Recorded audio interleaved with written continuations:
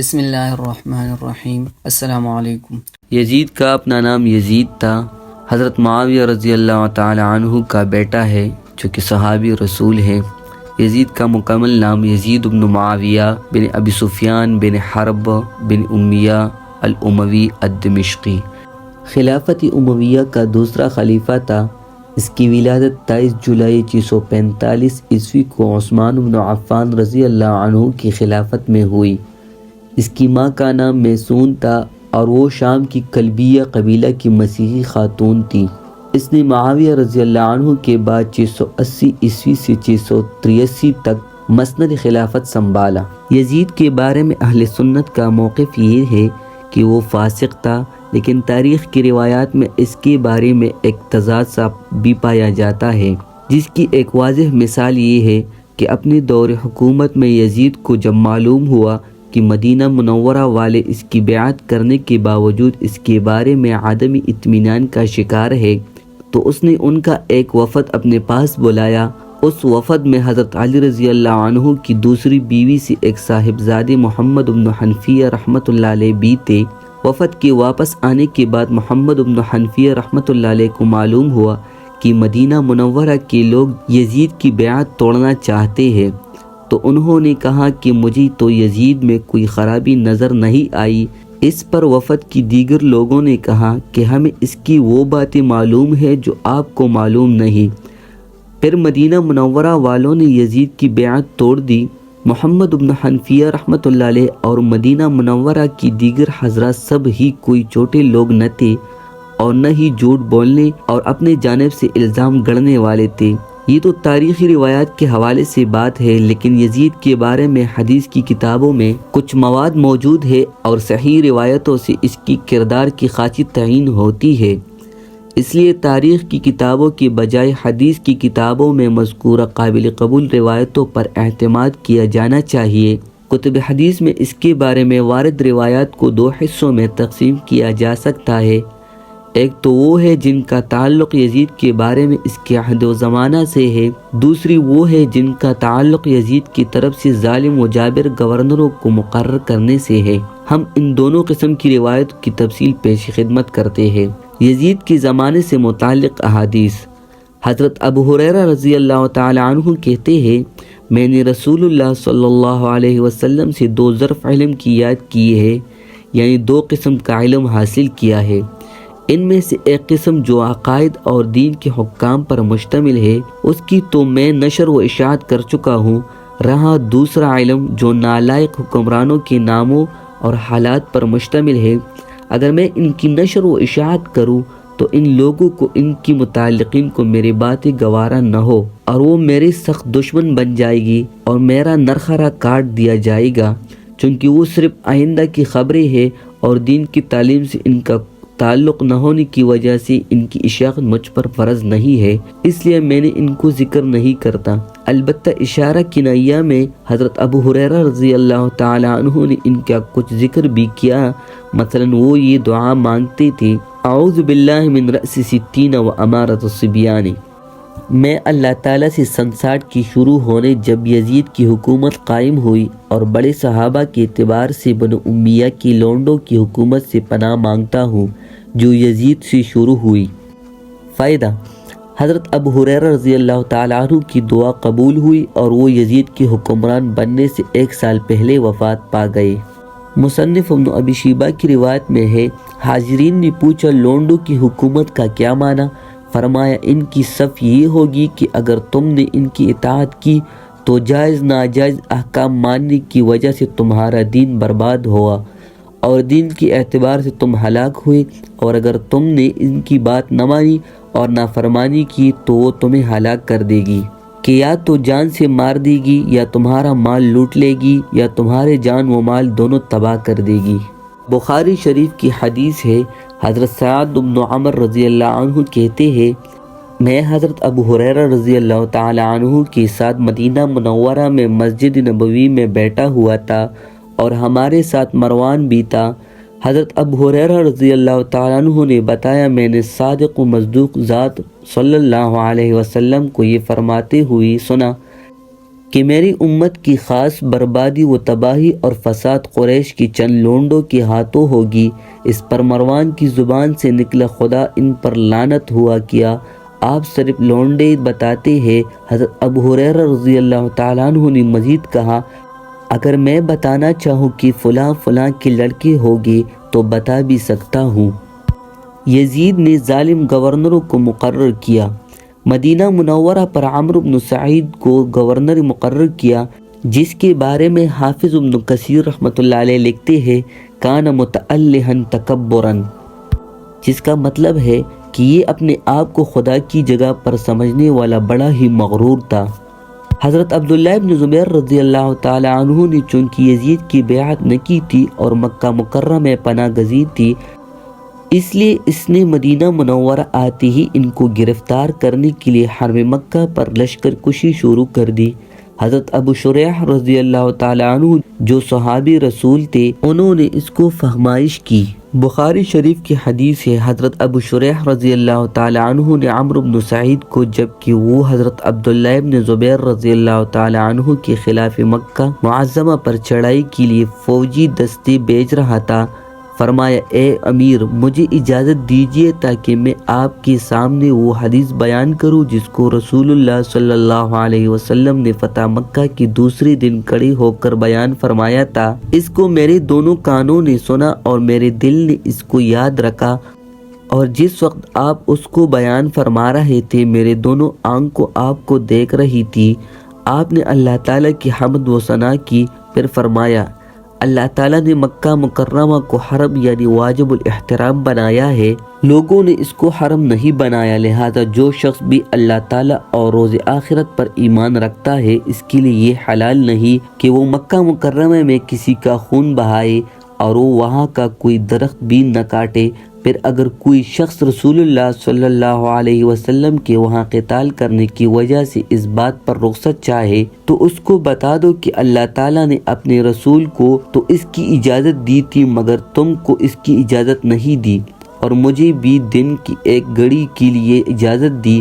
پھر آج اس کی حرمت اس طرح لوٹ آئی ہے جس طرح کہ کل اس کی حرمت تھی، اور جو شخص یہاں حاضر ہے اس کو چاہیے کہ جو شخص غائب ہے اس تک یہ بات پہنچا دے۔ اس پر ابو شریح رضی اللہ تعالی عنہ سے پوچھا گیا کہ عمر نے پھر آپ کو کیا جواب دیا؟ فرمایا، اس نے کہا، اے شریح، میں نے اس بات کو اپنی سے زیادہ جانتا ہوں، حرم مکہ نہ کسی عاصی گناہگار کو پناہ دیتا ہے۔ اس سے عمرو بن سعید کی مراد حضرت عبداللہ بن زبیر رضی اللہ عنہ تھے، اور نہ کسی ایسے شخص کو جو خون کر کے وہاں بھاگ جائے، اور نہ اس شخص کو جو چوری کر کے وہاں فرار ہو جائے۔ اس سے یہ فائدہ نکلتا ہے عمرو بن سعید کا یہ کہنا کہ میں آپ سے زیادہ جانتا ہوں، اور حضرت عبداللہ بن زبیر رضی اللہ تعالی عنہ جیسے جلیل القدر شخصیت کو عاصی و نافرمان کہنا اس کی بڑی ڈٹائی اور سرکشی تھی، اور مکہ مکرمہ پر لشکر کشی ایک علیحدہ جرم ہے۔ مسلم شریف کی حدیث ہے، حضرت عائذ بن عمر رضی اللہ تعالی عنہ جو رسول اللہ صلی اللہ علیہ وسلم کی اصحاب میں سے تھے، ایک مرتبہ عبداللہ بن زیاد کے پاس آئے اور نرمی سے سمجھانے کی خاطر فرمایا، بیٹے، میں نے رسول اللہ صلی اللہ علیہ وسلم سے سنا ہے، فرماتے تھے حکمرانوں میں سب سے برا وہ ہے جو بے رحم ہو اور لوگوں کو پیس ڈالے، تو تم اپنے آپ کو ان میں شامل کرنے سے بچتے رہنا۔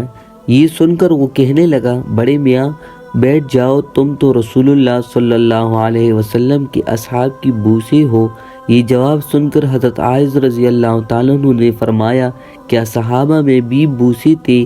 بوسی تو بعد میں آنے والوں میں اور ان میں سے ہے جو صحابی نہیں ہے، کیونکہ صحابہ تو سارے ہی خالص ہے۔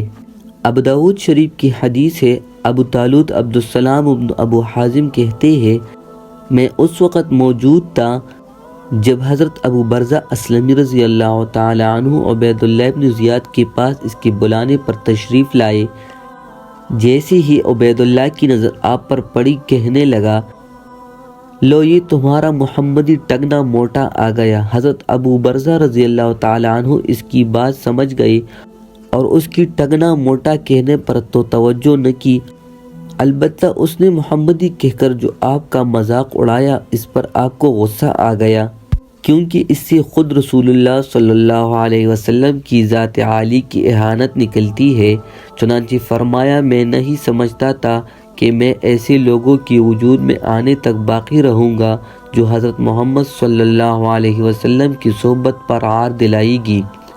اب عبید اللہ نے بات بدل کر ان سے کہا محمد صلی اللہ علیہ وسلم کی صحبت تو آپ کے لیے زینت ہے، باعث عیب نہیں ہے۔ بخاری شریف کی حدیث میں ہے، حضرت انس بن مالک رضی اللہ تعالیٰ عنہ کہتے ہیں میں عبید اللہ بن زیاد کے پاس تھا، اتنے میں حضرت حسین رضی اللہ تعالیٰ عنہ کا سر مبارک ایک تش میں رکھ کر عبید اللہ بن زیاد کے سامنے لایا گیا۔ وہ چھڑی سے ان کو چیرتا رہا اور ناک میں چھڑی گھساتا رہا، اور اس نے آپ کے حسن کے بارے میں بدزبانی کی، یعنی یہ کہ میں نے تو ان کو ایسا حسین نہیں پایا، پھر ان کے حسن کا کیوں چرچا ہے؟ اس پر حضرت انس رضی اللہ تعالیٰ عنہ نے کہا کہ یہ تو رسول اللہ صلی اللہ علیہ وسلم کے بہت مشابہ تھے۔ یزید کے حرمین شریف پر لشکر کشی۔ مدینہ منورہ سے باہر مشرقی جانب جو پتھریلا علاقہ ہے جہاں بڑے بڑے سیاہ پتھر ہے، وہ مقام حرہ کہلاتا ہے۔ اس مقام پر انصار مدینہ اور یزیدی لشکر کے مابین جنگ ہوئی جو جنگ حرہ کہلاتی ہے۔ جنگ حرہ کا سبب یہ تھا کہ جب انصار مدینہ نے یزید کو بد کردار سمجھتے ہوئے اس کی بیعت توڑ دی تو یزید نے مسلم بن عقبہ کو ایک کثیر فوج کے ساتھ مدینہ منورہ کی جانب یہ حکم دے کر بھیجا کہ 3 دن تک مدینہ طیبہ کو اپنی فوج کے لیے حلال کر دینا، اس مدت میں کسی کی جان و مال کو امان نہیں۔ حضرت سعید بن مسیب رحمۃ اللہ علیہ کہتے ہیں پھر دوسرا فتنہ یعنی جنگ حرہ جب واقع ہوئی تو اس جنگ نے اصحاب بیعت رضوان میں سے کسی کو باقی نہ چھوڑا۔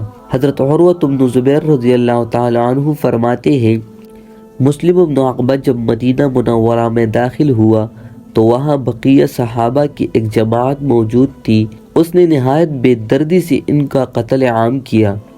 امام بخاری رحمۃ اللہ علیہ کے استاد خلیفۃ بن خیاط نے اپنے تاریخ میں قریش و انصار میں سے 306 معزز حضرات کے نام گنائی ہے جن کو شامی فوج نے قتل کیا۔ سنن دارقطنی کی روایت ہے، سعید بن عبدالعزیز کا بیان ہے جنگ حرہ میں 3 دن تک مسجد نبوی میں نہ تو اذان ہوئی نہ اقامت ہوئی، البتہ سعید بن مسیب رحمۃ اللہ علیہ جو کہ بڑے تابعی اور حضرت ابو ہریرہ رضی اللہ تعالیٰ عنہ کے داماد تھے، انہوں نے مسجد نبوی کو نہیں چھوڑا، وہ وہی چھپے رہے اور وہ بھی نماز کا وقت صرف اسی ہلکی سی آواز سے پہچانتے تھے جو نبی صلی اللہ علیہ وسلم کی قبر مبارک سے وہ سنا کرتے تھے۔ خانہ کعبہ پر گولہ باری۔ مدینہ منورہ کے بعد یزید کے لشکر نے مکہ مکرمہ کا رخ کیا اور وہ وہاں جا کر حرم الہی کا محاصرہ کیا۔ سالار لشکر مسلم بن عقبہ تو رستے ہی میں مر گیا اور اس کی وصیت کے مطابق حسین بن نمیر سکونی نے لشکر کی کمان سنبھال لی۔ منجنیق سے خانہ کعبہ پر گولہ باری کی گئی جس سے خانہ کعبہ کے پردے جل گئے اور چھت پر آگ لگ گئی۔ حاصل بحث یہ ہوئی صرف مذکورہ بالا وجوہات کی بنیاد پر ہی یزید کا فسق اور اس کی بدکرداری واضح ہے، کیونکہ حضرت سعد بن ابی وقاص اور حضرت ابو ہریرہ رضی اللہ تعالیٰ عنہ نقل کرتے ہیں رسول اللہ صلی اللہ علیہ وسلم نے فرمایا جو شخص اہل مدینہ کے ساتھ برائی کا ارادہ کرتے تو اللہ تعالیٰ اس کو اس طرح پگھلا کر رکھ دے جس طرح پانی میں نمک پگھل جاتا ہے۔ مسند احمد کی روایت ہے، حضرت ابو ہریرہ رضی اللہ تعالیٰ عنہ سے روایت ہے رسول اللہ صلی اللہ علیہ وسلم نے علی اور حسن اور حسین رضی اللہ عنہم اور فاطمہ رضی اللہ عنہا کی طرف دیکھ کر فرمایا جو تم سے جنگ کرے ان سے میری جنگ ہے اور جو تم سے صلح کرے ان سے میری صلح ہے۔ یزید پر لعنت۔ اب اس کے بعد جن حضرات کو اس بات کی تحقیق ہوئی کہ یزید ان برائیوں سے راضی اور خوش تھا اور ان کو جائز بلکہ اچھا سمجھتا تھا اور حرام کو جائز یا اچھا سمجھنا کفر ہے، اور چونکہ وہ توبہ کے بغیر مرا ہے لہٰذا یہ حضرات اس کو کافر اور لعنت کا مستحق سمجھتے ہیں، اور جن حضرات کی نزدیک اس کا کفر ثابت نہ ہوا وہ لوگ یزید کو فاسق تو کہتے ہیں البتہ لعنت نہیں کرتے۔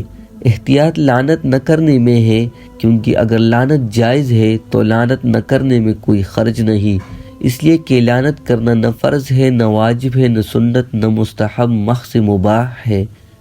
اب یہاں ایک اشکال ذہن میں آتا ہے۔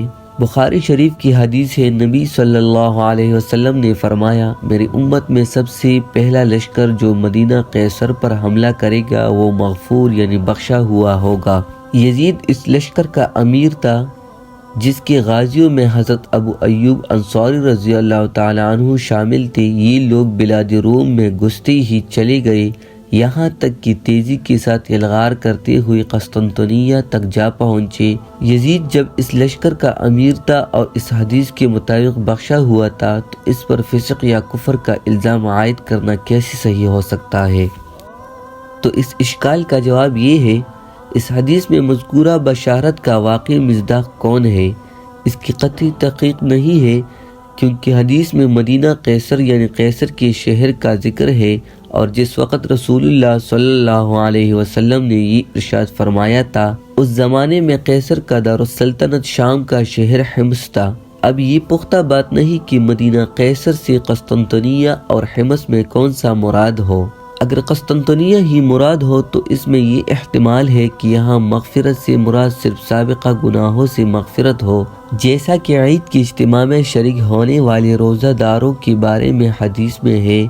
حضرت انس رضی اللہ تعالیٰ عنہ سے روایت ہے، اللہ تعالیٰ فرماتے ہیں، تم لوگ واپس لوٹو اس حال میں کہ میں نے تمہاری مغفرت کر دی ہے اور تمہاری برائیوں کو نیکیوں سے بدل دیا ہے۔ فرمایا کہ پھر لوگ بخشائے واپس گھروں کو لوٹتے ہیں، اور اگر مغفرت سے مغفرت اولا یعنی اول وہلہ میں جنت میں داخل مراد ہو تو جاننا چاہیے کہ اس صورت میں دو باتیں ضروری ہے۔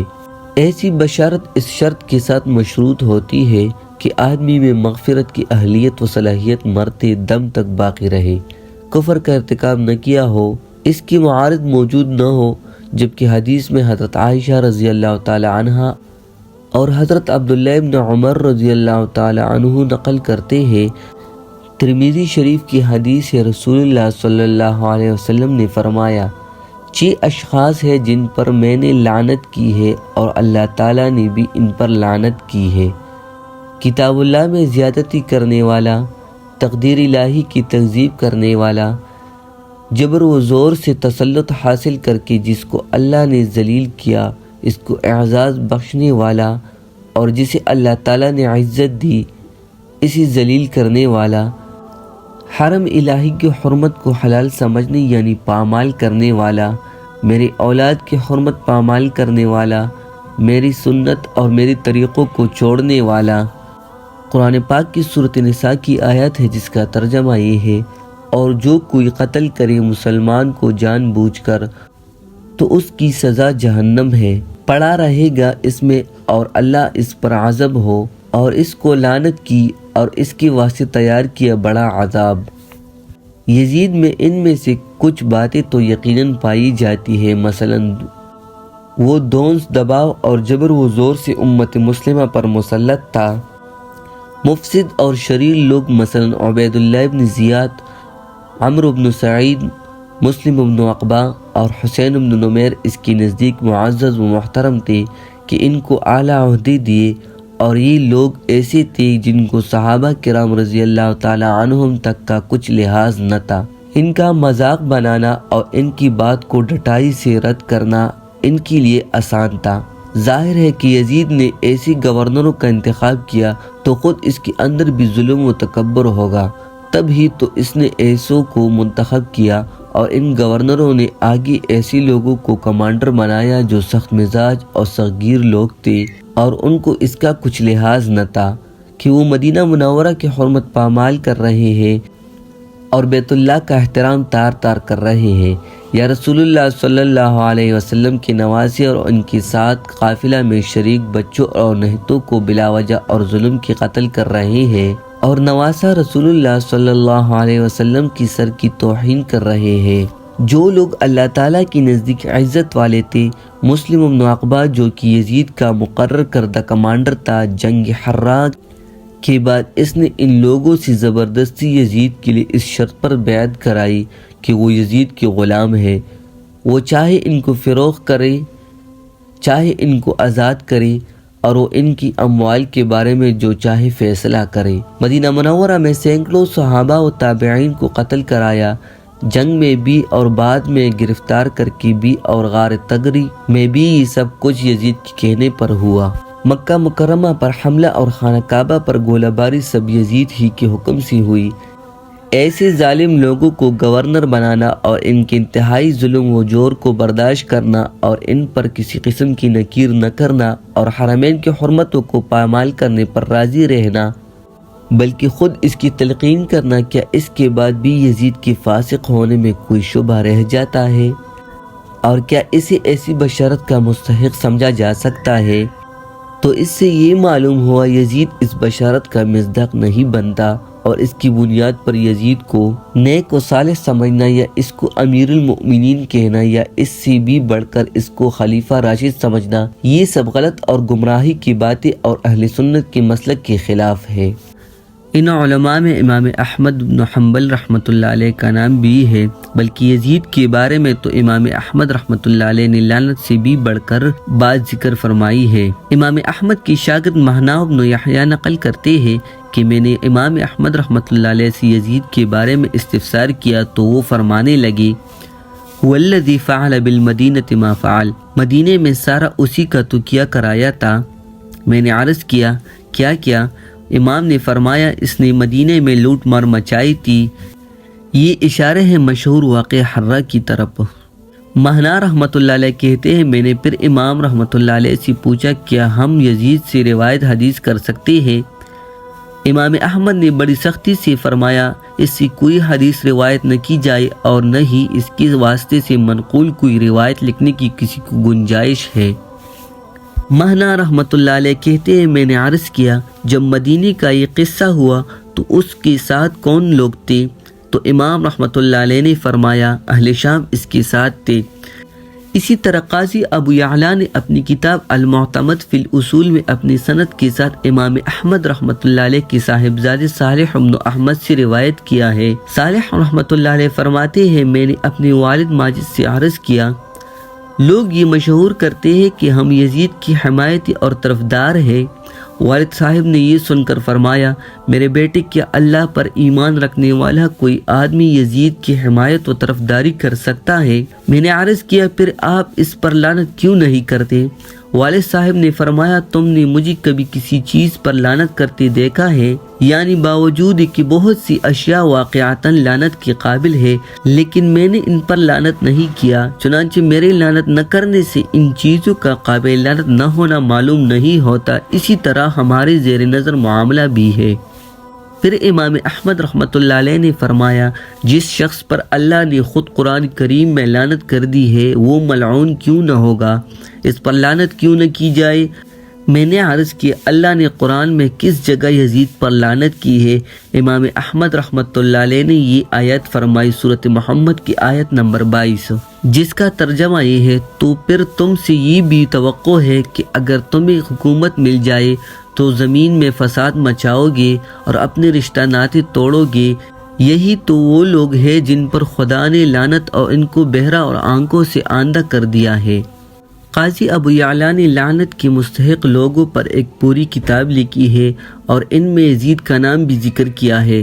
اس کتاب میں ابو یعلا رحمۃ اللہ علیہ یہ بھی فرماتے ہیں الممتنع من ذلك اما ان يكون غیر عالم بجواز ذلك او منافقا يريد ان يوهم بذلك، جس کا ترجمہ ہے یزید پر لعنت کرنے سے دو ہی آدمی اجتناب اور احتراز کرتے ہیں، یا تو وہ آدمی جسے اس کی جائز ہونے کا علم نہ ہو، یا وہ آدمی جو منافق ہو اور ایسا کرنے سے اس کی پیش نظریہ ہو کہ وہ لوگوں کو چکر دے۔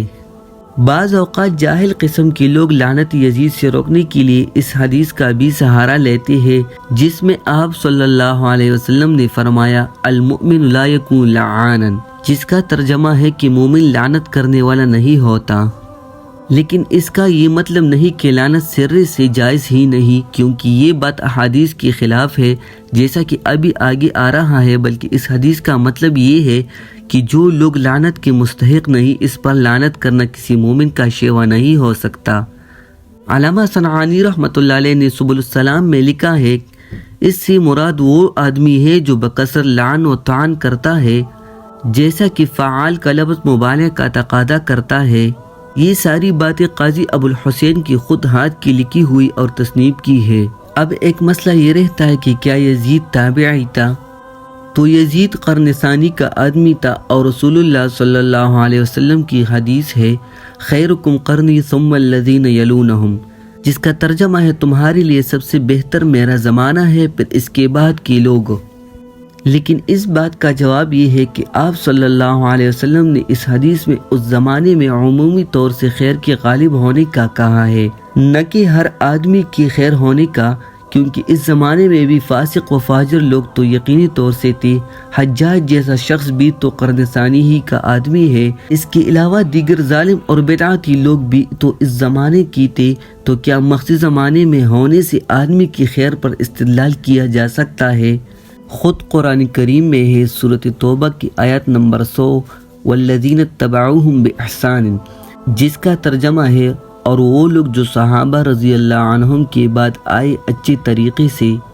یہاں اتباع بالاحسان کو شرف تابعیت کے لیے وصف لازم اور شرط کے طور پر ذکر کیا گیا ہے۔